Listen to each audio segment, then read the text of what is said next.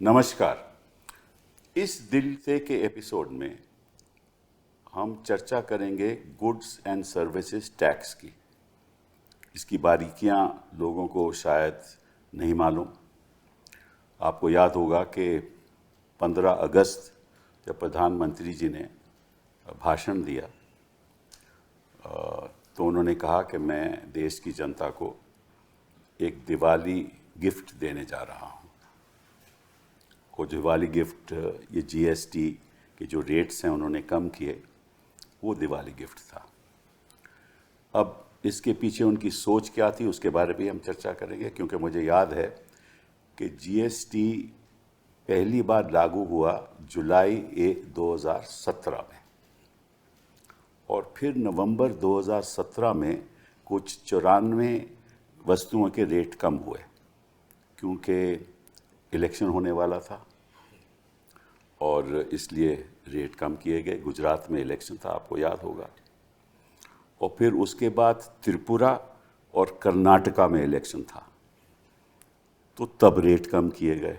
प्रधानमंत्री जी ने फिर रेट कम किए। फिर 2019 का इलेक्शन था तो उस पर भी प्रभाव पड़ा। अब बिहार का इलेक्शन आने वाला है और साथ साथ में तमिलनाडु, केरला, पश्चिम बंगाल में भी आने वाला है। तो शायद इसके पीछे ये सोच होगी कि उस इलेक्शन में हमें थोड़ा फ़ायदा मिले। तो क्या वाकई में सरकार चाहती है कि लोगों की, आम लोगों की ज़िंदगी में सुधार आए? इसके बारे में भी हम चर्चा करेंगे। ये तो हो गई राजनीति की बात, पर इससे अलग होकर एक बदलाव तो आया है। ये तो नहीं कह सकते कि बदलाव नहीं आया। उसका बदलाव का नतीजा क्या होगा? सरकार को नुकसान होगा या सरकार को फ़ायदा होगा, या जनता को फ़ायदा होगा या जनता को फ़ायदा ज़्यादा नहीं होगा? उसके बारे में भी हम चर्चा करेंगे। जीएसटी में एक बहुत ही अहम मुद्दा है जिसको हम कहते हैं इन्वर्टेड ड्यूटी स्ट्रक्चर। ज़रा मैं 2-3 शब्दों में आपको बता दूं उसका मतलब क्या है। उसका मतलब यह है कि अगर आप यान खरीदो तो उस पर आपका जो जीएसटी है वो 18% है, लेकिन अगर आप वो कपड़ा बेचने जाओ तो वो 5% रह जाता है। तो उसका नतीजा क्या होगा, कितना फ़ायदा होगा? अगर आप दवाई खरीदने जाओ, कोई ड्रग खरीदने जाओ, तो उस पर जीएसटी 5% है, लेकिन अगर उसकी जो इनपुट्स हैं, जो इंग्रेडिएंट्स हैं, उस पर 18% है। ऐसे ट्रांसपोर्टेशन सेक्टर और बाकी सेक्टर्स में भी है। तो इनके बारे में भी हम चर्चा करेंगे। तीसरा मुद्दा जो उठेगा वो ये है कि सरकार को क्या रेवेन्यू नुकसान होगा, आमदनी का नुकसान होगा या फ़ायदा होगा? अगर नुकसान होगा तो कितना नुकसान होगा? आपको मालूम है कि इनकम टैक्स ने भी, सरकार ने आम जनता को राहत दी, अच्छी बात है। इसमें भी सरकार जनता को राहत दे रही है, अच्छी बात है। लेकिन इसका एक दूसरा पहलू भी है। वो ये है कि इन्होंने गेमिंग बंद कर दिया, उसलिए जो सरकार का नुकसान होगा वो लगभग 30-40 हज़ार करोड़ होगा। साथ में कुछ एस्टिमेट्स ये हैं कि क्योंकि इन्होंने इतनी राहत दी है और 4 रेट से 2 रेट पे ले आए हैं। पहले 4 रेट थे 5%, 12% और 18 और 28।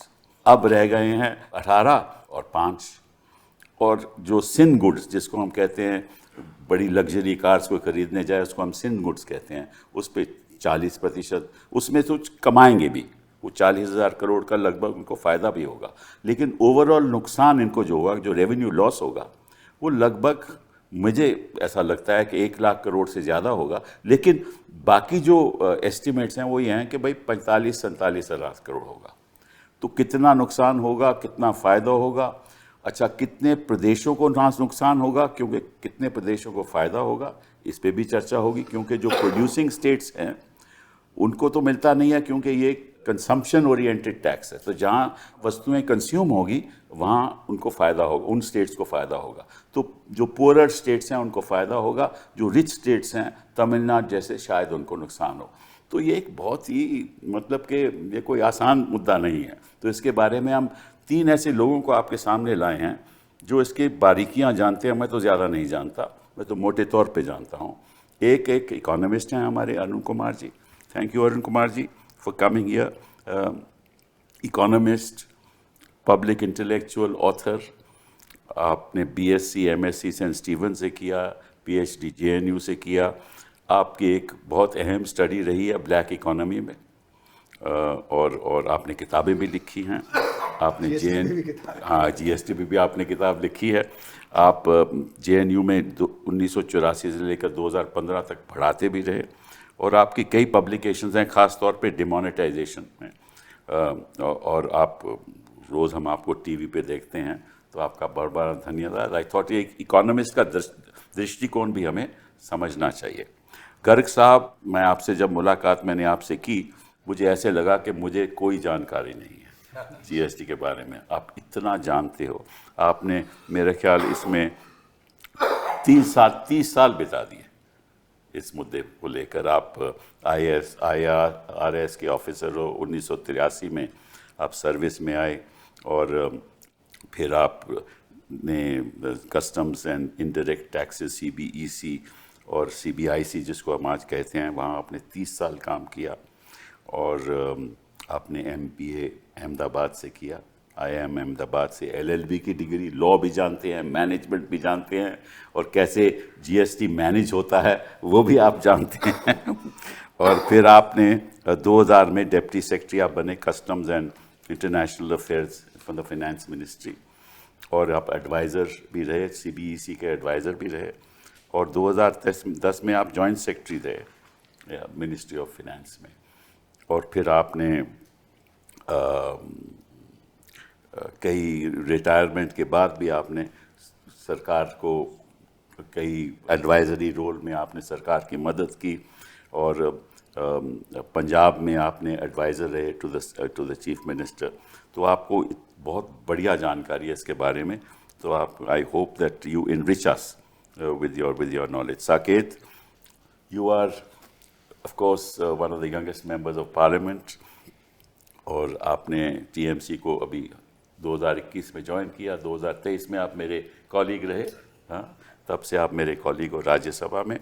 और आपने शुरुआत एज अ जर्नलिस्ट की, और आप लिखते रहते हो, कॉरेस्पॉन्डेंस रहे आप फाइनेंशियल टाइम्स में। मुझे ये नहीं मालूम था कि आपने चेकोस्लोवाकिया के शुरुआत की as a teacher, teaching children in school. That's amazing. और आपकी भी मेरा ख्याल दृष्टिकोण, जो आपकी जानकारी GST में, मुझे लोग कहते हैं बहुत बहुत बहुत है, तो आपका भी आपका राजनीतिक नज़रिया, आप उसके बारे में हम आपसे चर्चा करेंगे। अरुण जी, ये बताइए कि कितना फ़ायदा होगा और कितना नुकसान होगा सरकार को? सरकार को, जनता को, है ना, दोनों को। तो ये जो है GST, वो एक इनडायरेक्ट टैक्स है। जी हाँ। इनडायरेक्ट टैक्स को हम बोलते हैं रिग्रेसिव होता है। अच्छा। इसका जो भार होता है वो प्रोपोर्शनेटली जो वेल ऑफ सेक्शन नहीं होता है उस पर ज़्यादा पड़ता है, और जो वेल ऑफ सेक्शन होता है उस पर कम पड़ता है, क्योंकि उनका कंजम्पशन बहुत है। अच्छा। अगर जैसे कोई करोड़पति है तो वो अपना कंजम्पशन कितना करेगा? वो अपना इनकम का 5% कर लेगा, 7% कर लेगा, उसी पे वो टैक्स देगा। जो गरीब आदमी हो तो पूरा का पूरा 100% कंज्यूम करेगा, है ना, तो उसके ऊपर ज़्यादा भार पड़ जाता है। इसलिए हम उसको बोलते हैं कि एग्रीगेट में वो एक रिग्रेसिव टैक्स होता है, तो उसका भार पड़ता है गरीब आदमी पे। तो इसलिए अक्सर ये कहा जाता है कि भाई इनडायरेक्ट टैक्स कम रखो और डायरेक्ट टैक्स ज़्यादा रखो, क्योंकि इनडायरेक्ट टैक्स जैसे ही हम बढ़ाते हैं तो दाम बढ़ जाते हैं, और जैसे ही दाम बढ़ते हैं तो परचेजिंग पावर कम हो जाती है। तो इसलिए इनडायरेक्ट टैक्स जो होता है उसको हम कहते हैं ये रिग्रेसिव है, और इसका असर। लेकिन हमने तो अच्छा काम किया ना, इनडायरेक्ट टैक्स लाए, GST लाए, क्योंकि पहले तो 17 टैक्सेस थे, जी हाँ, हमने खत्म किया। तो अच्छी बात की। नहीं, वो तो ठीक है कि हमने उसको एक तरह से इनडायरेक्ट टैक्सेस को एक कंबाइन करके वो किया। लेकिन चक्कर क्या है कि ये जो हमारा GST है वो ज़्यादातर संगठित क्षेत्र पे पड़ता है। जैसे कि अरुण जेटली कहते थे कि 5% यूनिट्स हैं वो 95% टैक्स देते हैं, और 95% यूनिट है वो 5% देते हैं। तो आपको पता है कि जैसे इसमें तो इनकम टैक्स में भी वही है, इनकम टैक्स में भी वही है। लेकिन फिर भी क्या है कि यहाँ पे जो असंगठित क्षेत्र है वो एक तरह से बाहर हो गया। 50 लाख से आपका टर्नओवर कम है प्रोडक्शन में तो आप जो उसमें नहीं आते। अगर सर्विसेज में 40 लाख से कम है, 20 लाख से कम है तो आप नहीं आते। 1.5 करोड़ तक है तो आप कॉम्पोजिशन स्कीम में आते हैं, जहाँ पे 1% टैक्स देना होता है। पर लेकिन चक्कर क्या है कि फिर ये असंगठित क्षेत्र को इनपुट क्रेडिट नहीं मिलता, और अगर इनसे कोई सामान खरीदे तो उसको फिर रिवर्स चार्ज देना पड़ता है, मतलब जो इनको टैक्स देना था वो उन्होंने नहीं दिया, तो जो उससे खरीदेगा उसको देना पड़ेगा। तो बड़ी इकाइयां जो हैं वो फिर इनसे माल नहीं खरीदती। तो हमारी डिमांड जो है वो शिफ्ट कर गई असंगठित क्षेत्र से संगठित क्षेत्र की तरफ। तो इससे संगठित क्षेत्र तो बढ़ा, पर असंगठित क्षेत्र में गिरावट है। और असंगठित क्षेत्र में 94% लोग काम करते हैं, संगठित क्षेत्र में 6% लोग काम करते हैं। तो अगर असंगठित क्षेत्र गिरेगा तो हमारी डिमांड पे असर हो जाएगा। तो अभी जो टैक्स का रिडक्शन हुआ है वो संगठित क्षेत्र को तो फायदा पहुंचाएगा, लेकिन वो डिमांड और ज्यादा असंगठित क्षेत्र से संगठित क्षेत्र में चली जाएगी। तो जैसे कि अगर आप आटा खरीदते हैं तो आपने पैकेज वाला खरीदा तो वहां आपको फायदा मिलेगा, लेकिन जो अनपैकेज वाला है उसका तो दाम वहीं का वहीं रहेगा। तो कुछ लोग और शिफ्ट कर जाएंगे असंगठित क्षेत्र से संगठित। जैसे कि हमारा ट्रेड सेक्टर है, तो ट्रेड सेक्टर में जो हमारा नेबरहुड स्टोर है उससे डिमांड शिफ्ट कर रही है आपके जो ई कॉमर्स की तरफ, आपके मॉल की तरफ, क्योंकि उनको इनपुट क्रेडिट मिलता है। इनको इनपुट क्रेडिट मिलता है ना, तो इसलिए उनका माल कुछ सस्ता हो जाता है, इनका तो वहीं का वहीं रहेगा। तो इसलिए मैं शुरू से कह रहा हूं कि हमारा देश में जहां पे असंगठित क्षेत्र इतना बड़ा है वहां पे जीएसटी सूटेबल नहीं है, क्योंकि इससे हमारा असंगठित क्षेत्र पिटेगा। और असंगठित क्षेत्र जो है वो गरीब जो प्रांत हैं उनमें ज़्यादा कॉन्सेंट्रेटेड है। तो जब ये पिटेगा तो असंगठित, हालांकि ये जैसे आपने सही कहा कि एक लास्ट पॉइंट टैक्स है जहाँ पे कंज्यूमिंग स्टेट से पे करेंगे, पर जब उनका ओवरऑल प्रोडक्शन डिक्लाइन करेगा तो उनको और नुकसान हो जाएगा। और जो एडवांस स्टेट्स हैं जहाँ पे कि जब वो इनपुट क्रेडिट वगैरह मिलेगा उनको जो थोड़ा फायदा हो जाएगा। तो इसलिए गैर बराबरी इससे बढ़े। तो आम जनता के लिए ये नुकसानदेह है तो आपके जो हिसाब से? आम जनता जो 94% असंगठित क्षेत्र वाले हैं ना, वो जब उनका जॉब लॉस होगा तो उनकी परचेजिंग पावर कम होगी तो उनका नुकसान होगा। तो हमने ये क्यों इस समय 15 अगस्त की स्पीच में हमने रखा, क्योंकि ट्रंप साहब ने 7 अगस्त को ये एग्जीक्यूटिव ऑर्डर साइन किया कि अब हम पीनल टैरिफ लगाएंगे इंडिया के ऊपर 25%। तो उससे हमारा ट्रेड एकदम गिरने वाला है। जो एक्सपोर्ट जो 4.5 लाख करोड़ का हमारा ट्रेड है, मतलब ट्रेड तो और भी ज़्यादा है, लेकिन 4.5 करोड़ जो लाख करोड़ है उस पर हमारा जो ट्रेड कम हो जाएगा, क्योंकि वहाँ पे 25% और अतिरिक्त लग गया है, तो उससे डिमांड कम होगी। तो ये भी एक राजनीतिक फैसला था आपके हिसाब से? बिल्कुल, ये राजनीतिक है, क्योंकि एकदम से किया गया ये ना। और जो डिटेल्स वर्कआउट करने चाहिए तो डिटेल्स वर्कआउट नहीं किए।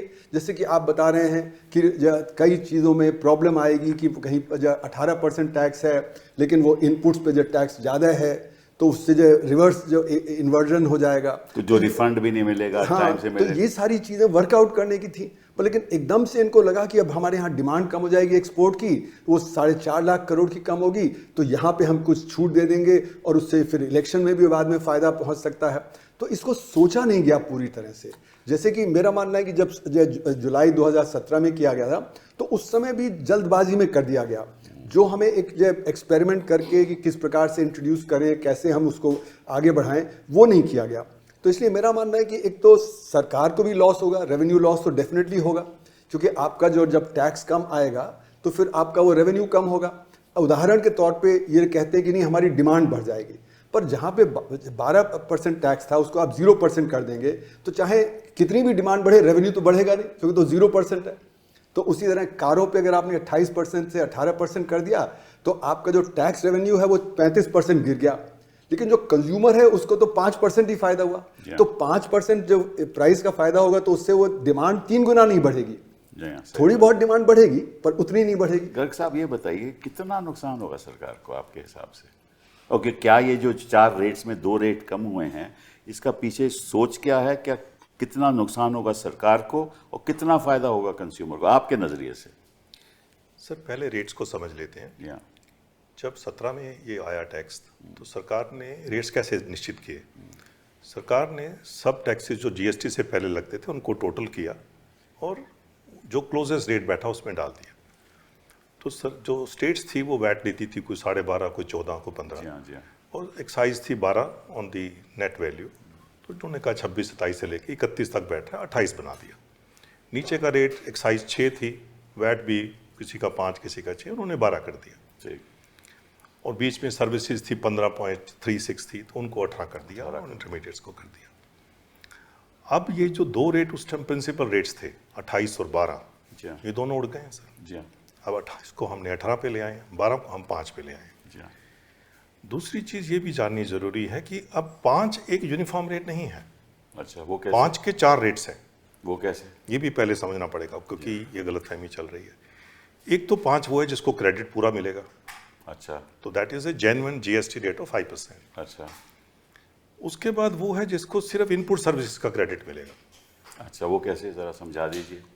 मान लीजिए मैंने कोई सर्विस आगे दी, मेरे को पीछे से कुछ सर्विस आ रही है, सर्विसेज का ले लूंगा, गुड्स का और कैपिटल गुड्स का नहीं तो मिलेगा। सर्विसेज की बात कर रहे हैं। सर्विसेज में मिलेगा 5। कुछ में बिल्कुल क्रेडिट नहीं मिलेगा। अच्छा मैंने मना कर दिया कि आपका 5 रेट है, बिल्कुल क्रेडिट नहीं मिलेगा। अब उस पर इम्पैक्ट तो ज्यादा है सर, वो करेक्ट। तो किसी ना किसी फॉर्म में लेगा। फिर जो पहली फॉर्म है जिसको 5 फुल क्रेडिट भी दिया है, वो हो सकता है 5 में इन्वर्टेड ड्यूटी स्ट्रक्चर हो, जैसे मैंने बताया। आपने बताया। अब उसको रिफंड सिर्फ गुड्स का मिलेगा, इनपुट्स का।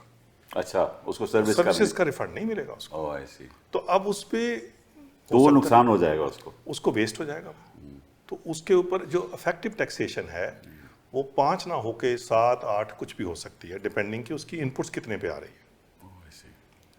अब ये एक अलग कॉम्प्लिकेशन है। अगर आप इंडिया की इंडस्ट्री उस पे मान लो 7 या 8 भर रही है, इंपोर्ट तो 5 पे आ जाएगा सर। जी हाँ बिल्कुल। तो ये चीज़ें जो हैं ये खो रही हैं इन चीज़ों में। ये जो हुआ है इसमें बहुत चीज़ें सॉल्व हुई हैं। अब 17 में मैं आपको एक एक्सट्रीम एग्जांपल अच्छाई भी है, लेकिन बहुत अच्छाई है नुकसान सर। के बारे में नुकसान लोगों ने- भी है कि इसको किया जा सकता था कंट्रोल। जैसे मैं आपको पहले का एग्जांपल देता हूँ, 17 में ये हुआ। अगर मैं मिठाई में प्रसाद लेता था, जी हाँ। प्रसाद तो मैं वो भगवान को चढ़ाऊंगा, वो 0 ड्यूटी था। करेक्ट अगर मैं उस प्रसाद को मिठाई की तरह खाता था तो 5 था सर। करेक्ट। अगर वो प्रसाद चिक्की की फॉर्म में था तो 12 था। प्रसाद नहीं, मिठाई थी। चिक्की होती थी तो 12 थी। हाँ कुछ और खाने की आइटम थी तो 18 थी। Correct. अगर उसमें चॉकलेट डल गई तो सर वो 28 था। अब सरकार ने ये बहुत कमाल की बात की है कि अब एरेटेड बेवरेजेस को छोड़ के हाँ हर चीज या तो 5 है या तो 0 है। जी हाँ। तो अब ये झगड़े थे रोटी वर्सेस पराठा वो वर्सेस खत्म हो ब्रेड, गए, वो खत्म हो गए। उस तरह की चीजें सर सब खत्म। बहुत अच्छी बात होगी। वो सब अच्छी बात होगी, वो झगड़े थे। अब जब 5 का टैक्स होगा सर, उसमें जनरली अगर आप एक पूरे भारतवर्ष की एवरेज ले 3, 3.5, 4% का इनपुट क्रेडिट होगा, तो लोग आपको कोई बहुत ज़्यादा टैक्स नहीं देने वाले, 1-1.5% है। और मेरे ख्याल से इसका फ़ायदा भी है, नुकसान भी है। फ़ायदा तो ये होगा कि बहुत लोग कहेंगे जीएसटी में रजिस्टर ही कर लेते हैं, उसका एक फ़ायदा है बहुत ज़्यादा। तो लोग डिक्लेरेशन करेंगे और इकोनॉमी जिसको हम बोलते हैं फॉर्मलाइज हो जाएगी। और दिक्कत यह है कि इसके साथ अगर हम सिंप्लीफाई ना करें, लोगों को तकलीफ वही रहे और एक जिसको हम इंस्पेक्टर राज कहते हैं और वो चालू रहे, तो लोग घबराएंगे। तो ये हमें कंसेशन तो आ गया है, रिफॉर्म के लिए 4 स्टेप और लेने की जरूरत है। तो मतलब ये कंसेशन है लेकिन पूरी तरह से रिफॉर्म नहीं है। मतलब कुछ तो जैसे मैंने आपको क्लासिफिकेशन इसको डिस्प्यूट का बताया, क्या ये रिफॉर्म इसको है? इनकम्प्लीट है सर। जैसे हम बॉल बी में ले गए हैं, जो हॉकी में गोल करना होता है ना सर, करेक्ट। वहां चूक गए थोड़ा सा। मतलब करेक्ट। और दूसरा आपने सवाल ये रेज किया था कि रेवेन्यू लॉस। हाँ वैसे तो जैसे कहते हैं proof of the pudding is in the eating sir, अब ये फिगर्स पता चल सूनर और जाएगा। लेटर आएंगे। पर मेरा अपना विचार है कि देखो इस महीने तो सर कोई सेल नॉर्मल मंथ नहीं है, अक्टूबर विल अगेन भी है फेस्टिवल, नवंबर में पता चलेगा। तो नवंबर का जो आएगा वो ग्रोस आएगा। उसके बाद जो इन्वर्टेड ड्यूटी के रिफंड हैं वो जाके लोगों को फरवरी से या मार्च से मिलने जी शुरू हाँ होंगे, जी हाँ। तो पूरा इम्पैक्ट उस टाइम आएगा। पर एक जैसे होता है कि भाई बॉल पार्क नंबर सोचते हैं कि आप क्या होगा, उस पर मैं सिर्फ ये चाहता हूँ कि जैसे मान लीजिए आप उस प्रोडक्ट को ले लीजिए, 2 व्हीलर्स को ले लीजिए या छोटी कार को ले लीजिए कि 28 से 18 हो गया, जी हाँ तो ज़्यादातर लोगों के दिमाग में है कि आप टैक्स 18/28 रह जाएगा। जी हाँ जी सर ऐसे जीएसटी नहीं होता। वो जब कैसे? वो 28 था, हाँ मान लीजिए उसमें 14 या 15 के क्रेडिट है, असेंबली इंडस्ट्री है सर, बहुत हैवी क्रेडिट्स पे चलती है। करेक्ट। तो मैं जब 28 भरता था, मैं मान लीजिए 14 क्रेडिट से देता था, 14 मैं कैश देता था सर। जी हाँ अब जब वो 18 आएगा, मेरा 14 का 14 तो रह ही रहा, सर्विसेज का कम नहीं हुआ, कंपोनेंट्स का कम नहीं हुआ, बिल्कुल। अब मेरा कैश रह गया 4। तो मैं 14 से जब 4 पे आता हूँ, तो नुकसान 72% 70-72% का नुकसान हो जाएगा। रेवेन्यू लॉस हो सकता है। तो ये मतलब सोचा नहीं। नहीं, मैं ये नहीं कहना चाहता। अब 28 से जब 40 हो रहा है कुछ चीज़ों का, तो उसमें एडवांटेज, उसमें 40,000 करोड़ कह रहे उसमें हैं। एडवांटेज भी होगी। इसी तरीके से जब 12 से 5 होगा, तो ये नुकसान आपको 7/12 नहीं है। अंडरस्टैंड। उसमें अब आपको product to product, service to service वो देखना पड़ेगा। बट ऐसा कुछ लग रहा है कि शायद बाकी इकोनॉमी कितनी बढ़ेगी, आफ्टर ऑल सरकार में हम एक बात कहा करते थे कि सरकार की बॉटम लाइन प्रॉफिट नहीं होती सर, सरकार की बॉटम लाइन होती है फिस्कल डेफिसिट, करेक्ट, बजट में लास्ट। अब ये जितना भी लॉस हो, 48,000 बोला है सरकार ने 23-24 के हिसाब से, इस साल अगर आप उसको थोड़ा एक्स्ट्रापोलेट करेंगे तो वैसे ही 60,000 करोड़ बन जाएगा। अब ये 60 हो या ज़्यादा हो, ये पैसा कुछ लोग कहते हैं 1 लाख के लगभग रहेगा। 1 लाख ले लीजिए। अब वो 1 लाख जब सरकार कम करेगी तो सरकार कम खर्चेगी या तो फिस्कल डेफिसिट बढ़ाएगी। करेक्ट, नहीं फिर कोई सोशल सेक्टर में खर्चना तो जरूरी है ना। तो सर अगर आप पिछले 2-3 साल का बजट देखें तो expenditure as a proportion of GST GDP वो बढ़ा नहीं, घटा है सर। घटा। अगर वो घटेगा और इधर कंजम्पशन बढ़ेगी, अब इसका जीडीपी पे क्या इम्पैक्ट होगा ये सर फ्यूचर बताएगा। आप बताएंगे क्या इम्पैक्ट होगा? सर इसमें जो सबसे बड़ी दिक्कत है वो ये है कि जीएसटी का जो टैक्स, क्योंकि पहले जैसे आपने कहा वैट था, एक्साइज था स्टेट्स का, वो हटा के यूनिफाइड स्ट्रक्चर जीएसटी का किया गया। तो इसमें से आधा पोर्शन जो है वो स्टेट्स को जाता है, आधा पोर्शन सेंटर के पास रहता है। अब सर आप शिक्षा देखने जाएंगे, एजुकेशन, हेल्थ केयर, ये सब स्टेट सब्जेक्ट्स हैं कॉन्स्टिट्यूशन में। तो इसमें जो कोई भी सोशल स्पेंडिंग है उसका भार ज़्यादा करके राज्य सरकारों पे होता है। तो इसमें जब रेवेन्यू लॉस होता है, केंद्र सरकार की भी जो स्कीमें हैं, काफ़ी लोगों को पता नहीं होता है कि जो केंद्र सरकार की स्कीमें हैं उसमें भी 50% हिस्सा राज्य सरकारों का होता है, केंद्र पूरा पैसा नहीं देता है। तो जब रेवेन्यू लॉस होता है उसका स्टेट्स के ऊपर असर, क्योंकि स्टेट्स को सोशल वेलफेयर स्पेंडिंग सेंटर से ज़्यादा करनी होती है, पहली बात। दूसरी बात यह है सर कि जो सेस नाम का कंपोनेंट होता है जो हर इसमें टैक्स वो तो शेयर होता नहीं है, वो शेयर होता नहीं है। तो रेवेन्यू लॉस का इंपैक्ट इसमें स्टेट्स पे ज्यादा होगा, क्योंकि वो 1% 2% सेस में से सेंट्रल गवर्नमेंट तो अपना रेवेन्यू वहां से लेती रहेगी। और इसमें सर इश्यू ये है कि ये फेडरलिज्म की जब हम बात करते हैं, जब पिछले साल हमारी चीफ मिनिस्टर ममता बनर्जी ने चिट्ठी लिखी थी फाइनेंस मिनिस्टर को कि आप ये इंश्योरेंस पे जो 18% जीएसटी वो हटा दीजिए, तो तभी पार्लियामेंट में फाइनेंस मिनिस्टर ने कहा कि ये निर्णय तो केंद्र सरकार का होता नहीं है, ये तो जीएसटी काउंसिल का होता है जहां सब राज्यों का रिप्रेजेंटेशन। अब तो हो गया ना। नहीं तो सर इसमें इंटरेस्टिंग बात यह है, जब 15 अगस्त को प्रधानमंत्री ने कहा कि मैं आपको दिवाली गिफ्ट दे रहा हूं, तभी तो जीएसटी काउंसिल से तो कोई बात हुई नहीं थी।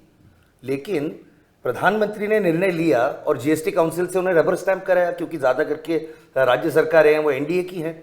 तो एक जगह आप कहते हैं हमारे हाथ में नहीं है, जीएसटी काउंसिल के पास है, लेकिन जब चुनावी जुमला करना होता है, कि राजनीतिक सवाल खड़ा कर हाँ दिया। चुनावी जुमला करना होता है तब राज्यों को कोई पूछते नहीं है, प्रधानमंत्री 15 अगस्त को स्पीच दे देते हैं और उस तरीके से राज्यों का उसके ऊपर रबर स्टैंप लग जाता है।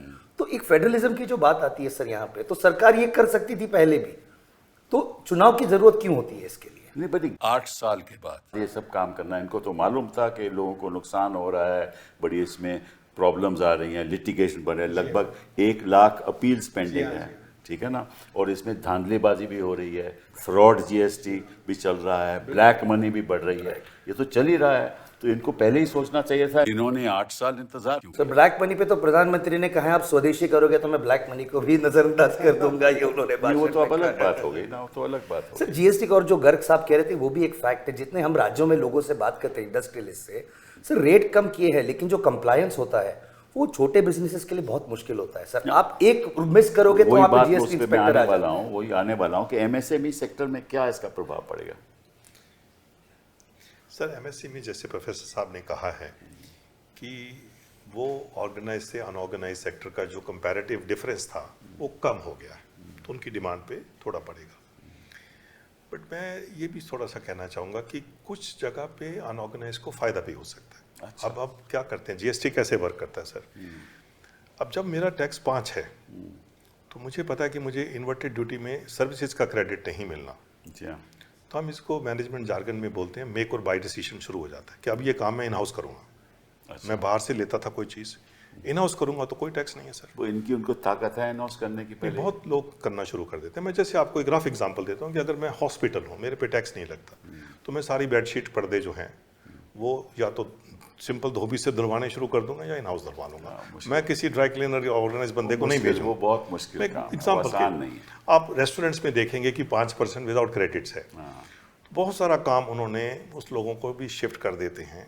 मैं देखना चाहता हूँ, but it's very difficult because as professor have rightly said कि इकोनॉमी का साइज इस तरीके का कि आप बहुत ज्यादा तादाद में वो नहीं कर सकते, बड़ा बहुत मुश्किल है। मेरे ख्याल में हमें एमएसएमई को ना डिसएग्रीगेट करना चाहिए, जो मैं बार बार कहता हूँ ना, इसमें मीडियम, स्मॉल और माइक्रो। तो मीडियम और स्मॉल तो करीब 6 लाख यूनिट हैं, और माइक्रो यूनिट करीब 7.5 करोड़ हैं।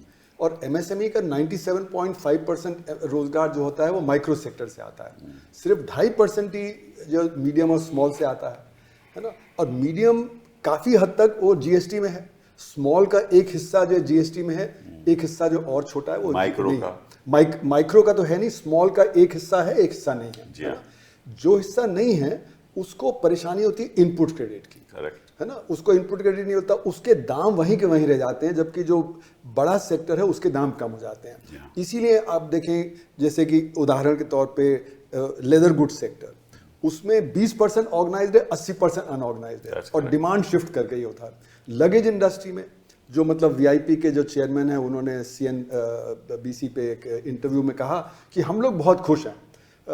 जगन्नाथन जी जो प्रेशर कुकर इंडस्ट्री के चेयरमैन हैं, उन्होंने कहा कि हम 5 बड़े यूनिट है, 25 छोटे हैं, हम बहुत खुश हैं, हमारी डिमांड 24% बढ़ रही है, क्योंकि माइक्रो सेक्टर और स्मॉल सेक्टर कोप नहीं कर पा रहा। जगह जगह सेक्टर्स में आप देखें, ट्रेड तो सेकंड बिगेस्ट एम्प्लॉयर है, तो वहां पे भी यही हो रहा है। तो इसलिए मेरा ये मानना है आपके हिसाब से अनएम्प्लॉयमेंट बढ़ेगी, अनएम्प्लॉयमेंट बढ़ जाएगी, क्योंकि ये अनऑर्गेनाइज सेक्टर गिरेगा, और ये अनऑर्गेनाइज सेक्टर, सहमत हो इस बात से? मैक्रो इकोनॉमिक्स लेवल पे लग रहा है सर, बिल्कुल इस तरफ जा रहा है सर। अब सवाल ये उठता है कि क्या इससे डिमांड बढ़ेगी। अब जैसे कि गर्ग साहब ने बिल्कुल सही कहा कि अगर आप जो कार 128 पे खरीदते थे, 100 पे 28 लग गया, अब आप 118 पे खरीदोगे, तो आपका वो जो गिरावट हुई वो 10 हुई 128 पे, यानी कि 6% की गिरावट। लेकिन सरकार का जो रेवेन्यू है, जो उन्होंने कहा उसको अभी एक तरह से छोड़ भी दें, तो जो 28 से 18 गिरा तो 36% गिरा। करेक्ट। तो रेवेन्यू 36% गिरेगा, जबकि जो कंज्यूमर है उसको सिर्फ 6% का फायदा है। तो वो कितनी डिमांड बढ़ाएगा जिससे कि पुराना रेवेन्यू मिले? 3 गुना। तो 3 गुना तो कारों की डिमांड बढ़ने वाली नहीं है एकदम से, तो रेवेन्यू लॉस तो अभी होना तो ही। गर्ग साहब ने कहा कि इसकी असली जो इसका प्रभाव है वो पता चलेगा फरवरी मार्च। पर हमको तो अभी थियोरेटिकली भी ये लग रहा है कि जो रेवेन्यू लॉस है वो काफी होगा, जो अभी कैलकुलेट नहीं किया जा रहा। और जैसे गर्ग साहब ने सही बोला कि 2023-24 के ही आंकड़े डिसएग्रीगेटेड हैं, उसके आधार पे 48,000 करोड़ रुपए बताया गया है ना। Correct. पर लेकिन उनका ये 48,000 करोड़ जो है वो नेट है, क्योंकि जो आप देखें तो कई चीज़ों में लॉस होगा, कुछ चीज़ों में जहाँ पे 28 से 40 है वो बढ़ जाएगा। और जो लग्जरी कार्स हैं उन पे जो सेस लगता था वो अब नहीं है, तो उनके भी दाम गिर रहे हैं। जो 40% पे आ रहे हैं उनके भी दाम गिर रहे हैं, क्योंकि वहाँ पे और ज़्यादा टैक्स होता था। तो इसलिए मेरा मानना है कि इन द नेट, जैसे गर्ग साहब ने सही कहा कि शायद 1.5-2 लाख करोड़ का जो लॉस हो, और ये मूडीज ने भी कैलकुलेट किया। अब सरकार जो डिसएग्रीगेटेड डेटा देती नहीं तो हम लोग उस पर रिसर्च नहीं कर पाते, डिसएग्रीगेटेड डेटा होता है तो हम उसमें भी और कैलकुलेट करते। तो इसलिए जो रेवेन्यू लॉस होगा वो मतलब स्टेट्स के ज़्यादा होगा। अब सरकार को बड़ी सेंसिटिविटी है, वो कहते हैं रेवेन्यू लॉस मत टर्म यूज करो। अरे रेवेन्यू तो लॉस हो रहा है ना, आप वो कह रहे हैं कि रेवेन्यू लॉस नहीं, सेस बढ़ा देंगे। नहीं, सेस तो बढ़ाएंगे लेकिन कहने की बात यह कि जो स्टेट्स को लॉस है, स्टेट्स को इसका ऑब्जेक्शन करना चाहिए था वहां पे जीएसटी काउंसिल में। नहीं। बाहर आके तो उन्होंने कहा, लेकिन पॉलिटिकली वो को ऑब्जेक्शन करना बड़ा मुश्किल नहीं, है। देखिए 2 चीजें सेपरेट करने की हैं। एक तो ये कि आपने टैक्स रेट कम किए, उसको तो कोई अपोज नहीं कर सकता, क्योंकि उससे बेनिफिट होगा। टैक्स रेट कम करना एक चीज है और रेवेन्यू लॉस होना दूसरी चीज है। तो आपको रेवेन्यू लॉस जो है उसमें आपका, जैसे उन्होंने सही कहा कि हमें तो सारे सोशल सेक्टर्स पे खर्च करना है, शिक्षा पे, स्वास्थ्य पे, रोजगार पे, सब पे। तो वो जब कम होगा तो उससे हमारी अर्थव्यवस्था में और परेशानी आएगी, क्योंकि जो 4.5 लाख करोड़ रुपए का हमें जो एक्सपोर्ट में लॉस होगा वो 48,000 करोड़ कंपेंसेट नहीं कर सकता।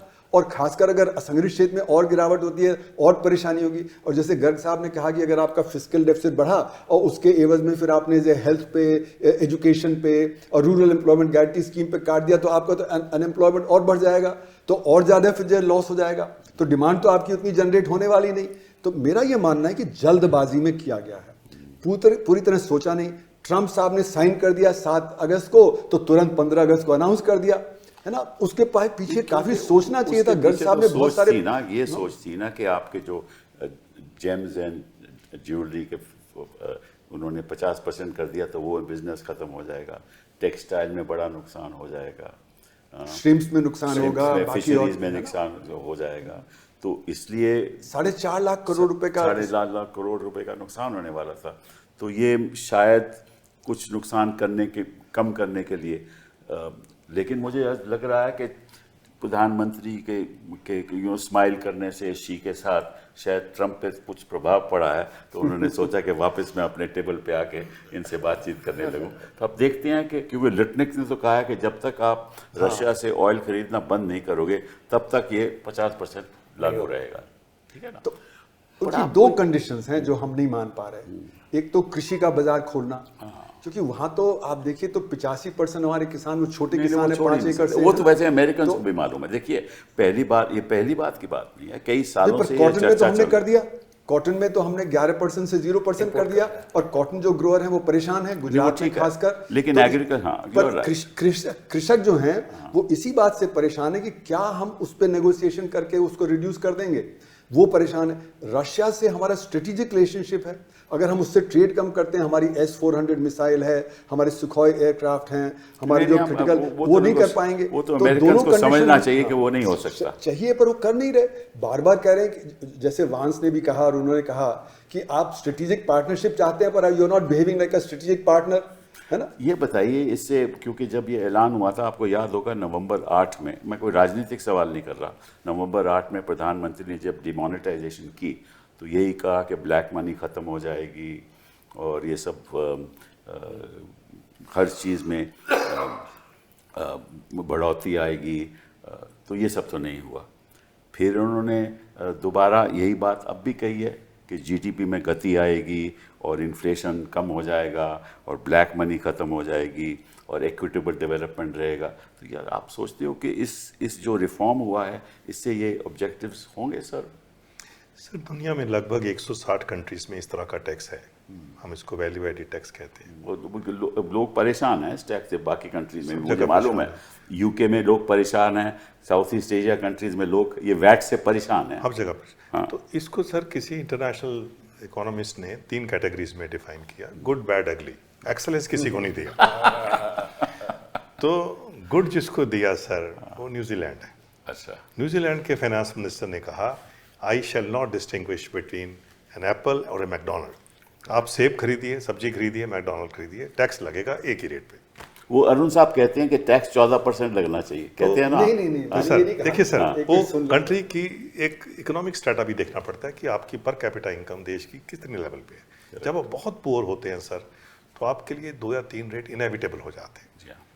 किसी टाइम जेटली साहब कहा करते थे Mercedes and milk can not be same rate. नहीं, मर्सिडीज हवाई चप्पल मिल्क का भी दिया। तो मैं जब पंजाब में था तो हमने कहा milk these need not be same, but milk itself has got 3 rates at that time. तो सर इसलिए हमें ये देखना पड़ेगा कि ये हम we can go endlessly, but India ने एक बहुत बड़ा रिफॉर्म किया, इतनी स्टेट्स का मिलके आना, बिल्कुल ये सर हमें इसका कुछ क्रेडिट लेना चाहिए। अब ये प्रोसेस है सर, थोड़ा सा ये है कि ये 12 से 5 हो गया।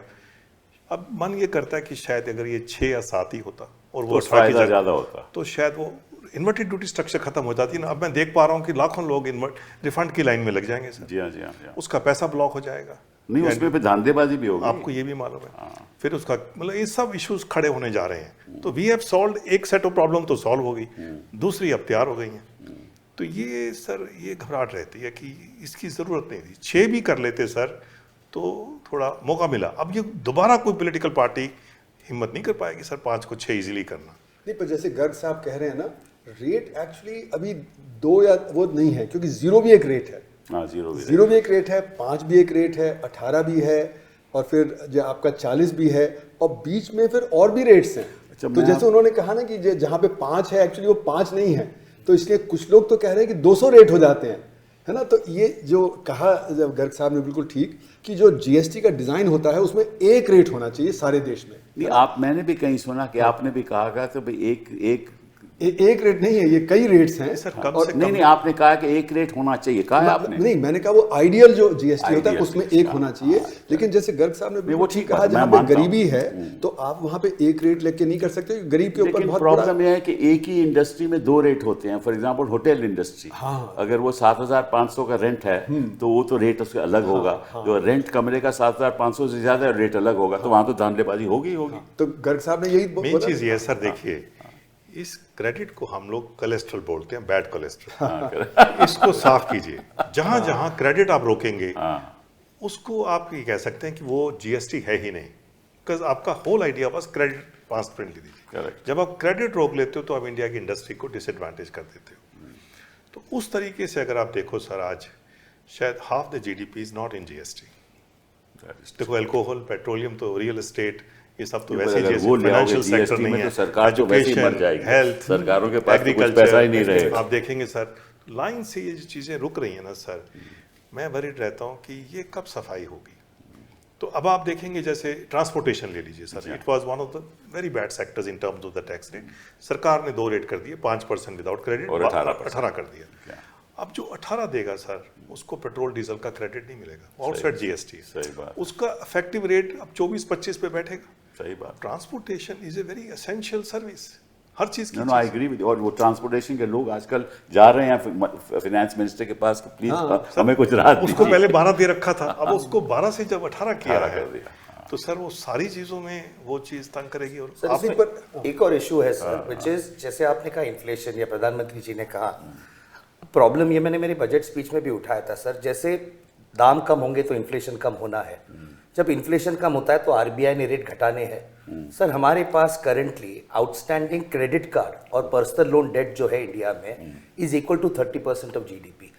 चीज़ों के दाम कम हो जाएंगे, अनएम्प्लॉयमेंट जैसे सर कह रहे बढ़ती जाएगी, लोग ईएमआई पे इलेक्ट्रॉनिक्स खरीदना शुरू करेंगे, इंटरेस्ट रेट कम होंगे, ज़्यादा कर्जा लोग उठाएंगे, कंजम्पशन इनकम तो है नहीं, लेकिन कंजम्पशन जब बढ़ेगा, वो अगर डेट ड्रिवन कंजम्पशन होगा तो हमारे क्रेडिट कार्ड, पर्सनल लोन की आउटस्टैंडिंग डेट इतनी बढ़ती जाएगी, और उसमें अगर डिफॉल्ट हो गया तो बैंकों को वहां पे नुकसान होगा सर। ये भी बात सही है। And that is something that the government has not thought about. अब इंटरेस्ट रेट गिराओगे, चीजें कम होंगी, लोग उधार पे मोबाइल खरीदेंगे, उधार पे गाड़ियां बाइक्स खरीदेंगे, तो वो पैसा चुकाएंगे कहां से अगर एम्प्लॉयमेंट नहीं बढ़ रहा है, वहां पे इनकम नहीं बढ़ रहा है। जैसे आपने कहा ना काले धन की अर्थव्यवस्था पे असर, ये एक बड़ा मुद्दा था कि जीएसटी लाएंगे तो वो एक इंटरलॉकिंग होगा इनपुट आउटपुट का, तो उससे जो काले धन की अर्थव्यवस्था कम हो जाएगी, लेकिन वो हुआ नहीं। जैसे कि गर्ग साहब ने सही कहा कि जहां पे आप उनको एग्जाम कर देंगे तो चेन ब्रेक हो जाती है। जब चेन ब्रेक हो जाती है तो फिर आप वो कर सकते हो, क्योंकि चेन ही जो आपको रोक रही है।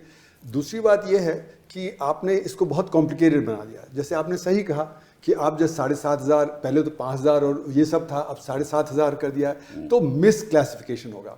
इसीलिए लोग कहते हैं कि भाई एक रेट ही होना चाहिए ना, नहीं तो आपका मिस क्लासिफिकेशन होगा, उस पर काले धन की अर्थव्यवस्था चलती है।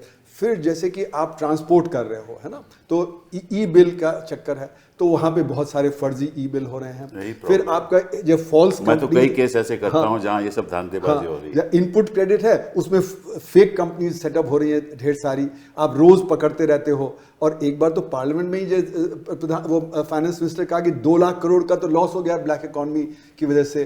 तो इससे ब्लैक इकॉनमी रुकी नहीं, हालांकि होना चाहिए था, पर क्योंकि इतनी कॉम्प्लिकेटेड स्ट्रक्चर है, उसमें दसियों तरह से आप मैनिपुलेट करके काली कमाई कर सकते हो। और जैसे कि अगर आप देखें तो हमारे यहाँ जैसे ये करीब 2-2.5 करोड़ हैं जो रजिस्टर्ड हैं, पर एक्चुअली में अगर आप देखें तो हमारे यहाँ जो बिजनेसेस हैं वो तो करीब 8-9 करोड़ हैं। तो अभी 8-9 करोड़ जो बिजनेस है वो तो उसमें 2-2.5 करोड़ ही इसमें आए हैं, और वो भी जो गड़बड़ी कर रहे हैं क्योंकि उसमें फेक कंपनीज वगैरह सेटअप हो रही हैं। तो इसलिए ये जो सिस्टम जो है हमारा, वो असल में एक हाफ बेक्ड है। तो कहने के लिए 160 देशों में जीएसटी है, लेकिन किसी भी अर्थव्यवस्था में इतना बड़ा असंगठित क्षेत्र नहीं है जैसा हमारे यहाँ। तो जो असंगठित क्षेत्र है उसकी एक स्पेशल रिक्वायरमेंट होती है, तो इसलिए जीएसटी की बड़ी परेशानियां चलती रहेंगी, और इसीलिए सोच समझ के इसको इंप्लीमेंट करना चाहिए था। लेकिन क्योंकि ट्रंप साहब ने साइन कर दिया तो इसमें 15 अगस्त को अनाउंस हो गया और कर दिया। क्योंकि अगर इतना ही भला था तो पहले भी आप ये सब कर सकते। ट्रंप साहब मतलब कि युद्ध भी रुकवा सकते हैं और आपका जीएसटी स्ट्रक्चर भी बदलवा सकते हैं। नहीं, जीएसटी पे आपसे अनाउंसमेंट भी करा सकते हैं कि आपने जीएसटी पे अनाउंसमेंट कर दिया। सर एक राजनीतिक बात बस कहना चाहूंगा, जरूर कहिए। अब जीएसटी रिफॉर्म की हम बात करते हैं, जो गर्ग साहब कह रहे थे कि एक रिफॉर्म आप यहाँ पे, लेकिन जो प्रोसेस है उस पर नहीं हो रहा है। सर रिफॉर्म भी किस तरीके से होता है? इस बार पिछले सेशन में इनकम टैक्स बिल को अमेंड किया गया रिफॉर्म के तौर पे। सर जब बिल पास हुआ तभी विपक्ष का कोई वहाँ पे बैठा नहीं था उसमें, ना उसके ऊपर वोटिंग कर पाए कोई, और आपने 5 मिनट में 4.5 मिनट में लोकसभा में वो पास हो गया इनकम टैक्स रिफॉर्म बिल, जो 600+ क्लॉजेस का है। तो ये रिफॉर्म कि जहां पर सरकार ही बिल लाती है और सरकार ही पास कराती है, जहां विपक्ष की कोई भूमिका ही नहीं होती है, ऐसे रिफॉर्म सर फिर बाद में जाके बैकफायर करते हैं। ये डिमोनेटाइजेशन के बाद सरकार ने सीखना चाहिए था, लेकिन अभी भी सरकार नहीं समझ रही कि आप कंसेंसस के साथ कीजिए। ये आप यूनिलैटरली अगर करोगे इस तरीके से बुलडोज करके, तो आपने कृषि कानून के साथ किया, उसका नुकसान आपके ऊपर ही रिबाउंड होने वाला है।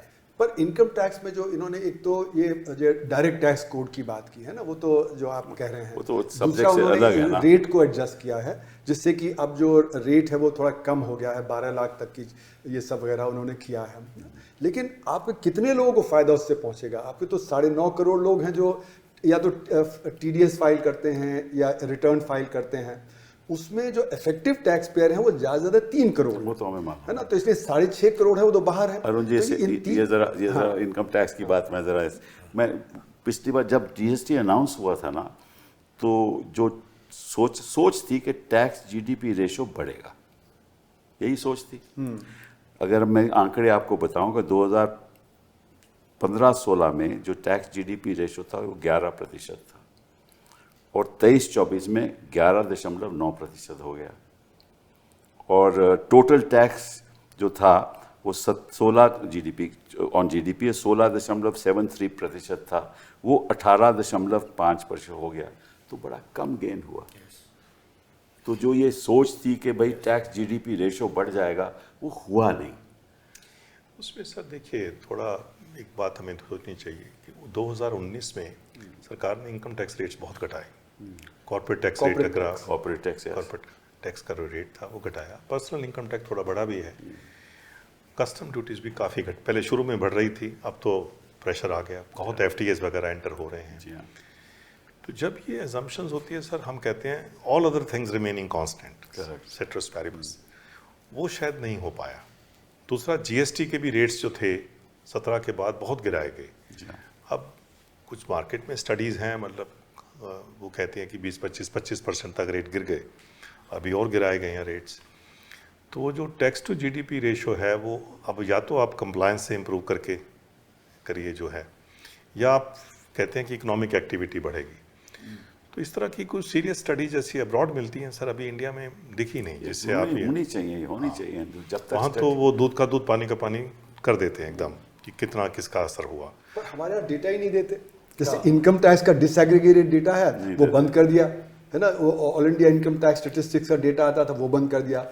जो एक्साइज कस्टम्स का जो वो डिसएग्रीगेटेड डेटा कमोडिटी वाइज आता था वो नहीं बंद कर चाहते दिया। ना, कई बार नहीं तो वो नहीं चाहते चाहते कि एनालिसिस हो। तो इसलिए गर्ग साहब जो कह रहे हैं वो हम लोग रिसर्चर्स कैसे करें। मैंने बड़ी मुश्किल से अपने MPhil स्टूडेंट से करवाया, बड़ी मुश्किल हुई, क्योंकि मैंने उस समय कौशिक बासु थे चीफ इकोनॉमिक एडवाइजर, उनको भी लिखा कि भाई आप तो जो रिसर्च करवाना चाहेंगे तो आप प्लीज़ कुछ करिए, तो कुछ नहीं हुआ। तो रिसर्च करना मुश्किल है, लेकिन मेरा ये मानना है कि इस पे सोचना ज़्यादा ज़रूरी था, सही बात। इसको डिज़ाइन सही करना ज़रूरी था। उसके लिए हमने वो टाइम नहीं लगाया जो हमें लगाना चाहिए। 8 साल तो हमने नुकसान कराया हाँ, अपना। तो इसलिए मेरा मानना है कि अभी भी जो हुआ उसमें पूरा सोच समझ के नहीं किया गया, जल्दबाजी में ट्रम्प साहब के। एक सेक्टर पे मुझे बड़ा थोड़ा सा सवाल पूछना चाहता हूँ, हेल्थ सेक्टर, क्योंकि वो सबसे ज़्यादा ज़रूरी है। उन्होंने 0 टैक्स कर दिया, इंश्योरेंस पे 0 कर दिया, तो उसका प्रभाव क्या पड़ेगा? सर ये कोई नई चीज़ नहीं हुई है।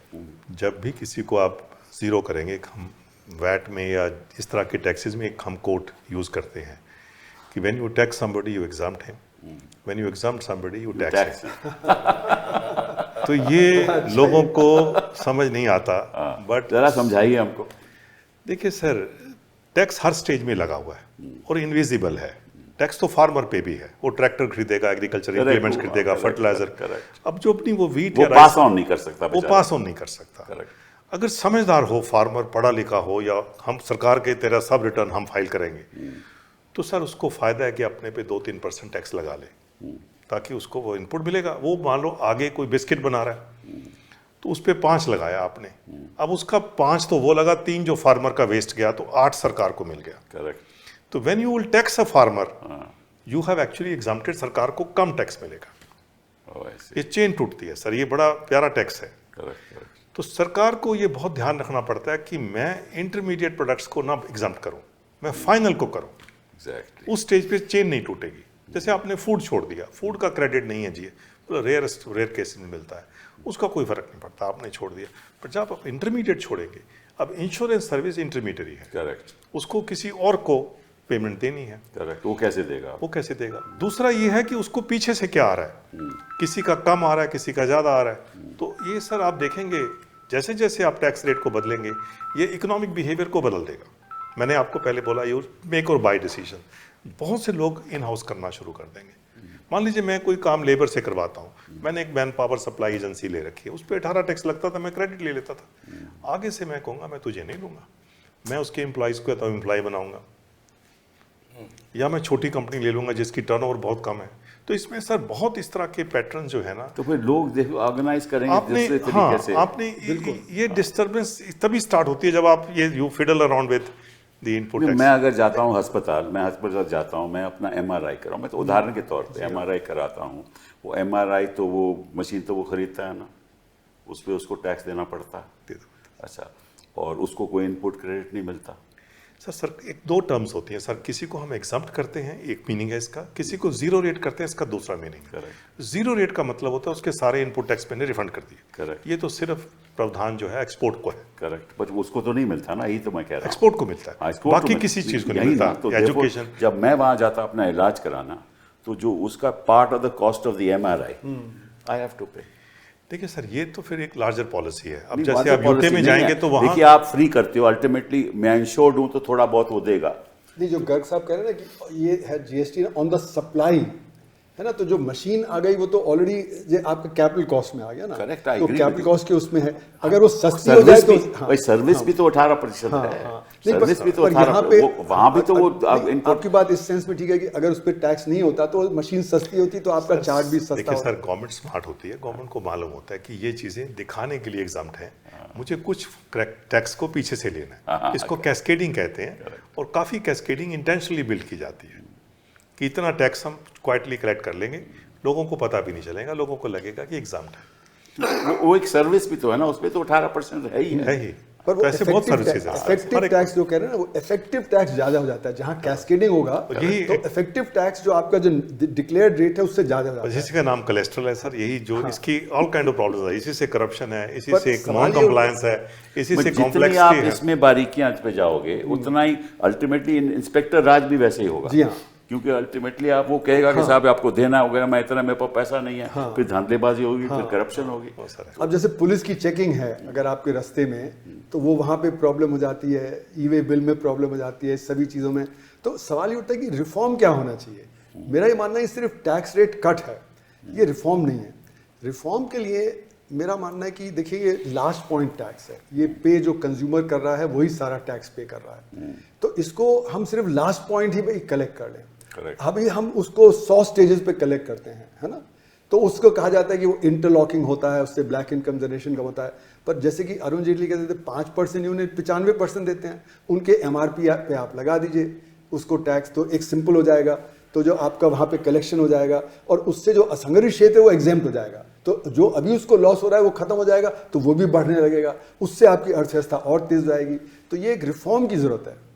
नहीं, बट रिफॉर्म तो तभी होगा ना कि इसको आप पहले 1, 2, 3 साल स्टडी करो, रिसर्च करो। नहीं, रिसर्च तो बहुत हुई वैसे तो, अगर आप देखें तो वैट GST वगैरह पे कितना 1996 अगर आप से रिफॉर्म बाद- करने जा रहे हो उसका प्रभाव क्या होगा। देखिए बाकी देशों में क्या होता है कि आप एक ऐसा निर्णय लेने जा रहे हो तो वे सोचते हैं कि भाई ऐसे करेंगे तो अगले 2 साल में 3 साल में उसका प्रभाव क्या होगा, किस सेक्टर में ज़्यादा होगा, किस सेक्टर में कम होगा। ऐसी नीति बनाएं कि देश को भी फायदा हो और उपभोक्ता को भी जी हाँ, फायदा हो। यही है ना। जी हाँ, Predictive analysis। जब सर GST एनविसेज हो रहा था ना 13-14 में, तब मैं सरकार में ही था, तब एक बहुत ब्राइट ऑफिसर थे बिहार के, उन्होंने एक वर्ड कॉइन किया था कि GST की एक बेसिक स्ट्रक्चर पहले बनाओ, जैसे कॉन्स्टिट्यूशन की है। ठीक बात है। कि what is the basic structure of GST, और उसको हर बोर्ड में लिखाओ जिसमें मीटिंग हो रही है, इसको कोई डिविएट नहीं करेगा। Very interesting. अब जैसे input tax credits will be freely allowed except where consciously denied. Okay,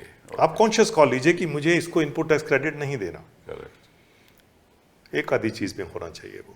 तो वो चीजें जब वो डिजाइन में क्लैरिटी आ जाएगी कि ये 10 चीजें मुझे करनी है या नहीं करनी है, rest can follow. Rates is a very minuscule part.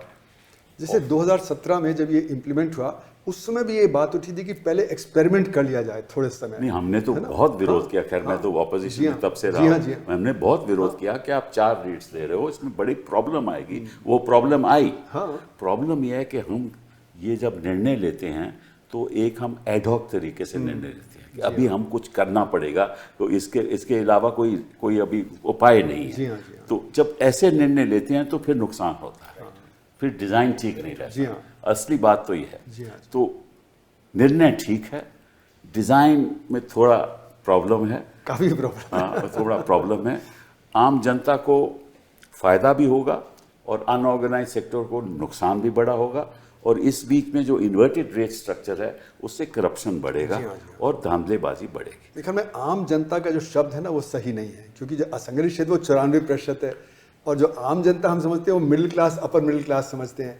तो एक थोड़ा सा उसको डिसएग्रीगेट करना जरूरी है। चलिए, आम कि जनता मतलब कि जो urban population, let's put it that, urban में भी तो बहुत अर्बन में भी, अनऑर्गेनाइज्ड हाँ वो भी है। मतलब लोग तो नहीं, but this is not 7-7, only 8-8 design for middle class. जो आम आदमी भी जो आटा वाटा खरीदता है उसके लिए भी तो है ना ये। वो पैकेज आटा वाला सस्ता हो जाएगा। नहीं, जो बट इसका open आटा मतलब हो ये तो तो नहीं कि दूसरा खत्म हो जाएगा। ये भी तो फिर भी लोग खरीदेंगे वैसे आटा पैकेज। सारे लोग पैकेज भी नहीं खरीद सकते, कईयों के पास इतना पैसा भी नहीं होता कि पैकेट रहता खरीदे। तो चलेगा, वो थोड़ा दोनों चीज़ें चलेगी। लेकिन इस चर्चा से ये मुझे लगा कि डिज़ाइन अभी पूरे तरीके से ठीक नहीं है। इस पे सोच समझ के साथ एक बार बैठ के, जैसे आपने कहा कि इसका असली डिज़ाइन क्या होना चाहिए, खाका क्या होना चाहिए, ढांचा क्या होना चाहिए, और इसमें इधर उधर की बात नहीं होनी चाहिए। ये इधर उधर की बात हुई है, वो होनी नहीं चाहिए थी। फिर भी थोड़ा बहुत तो अच्छा हुआ। बहुत बहुत धन्यवाद आपका। Thank you.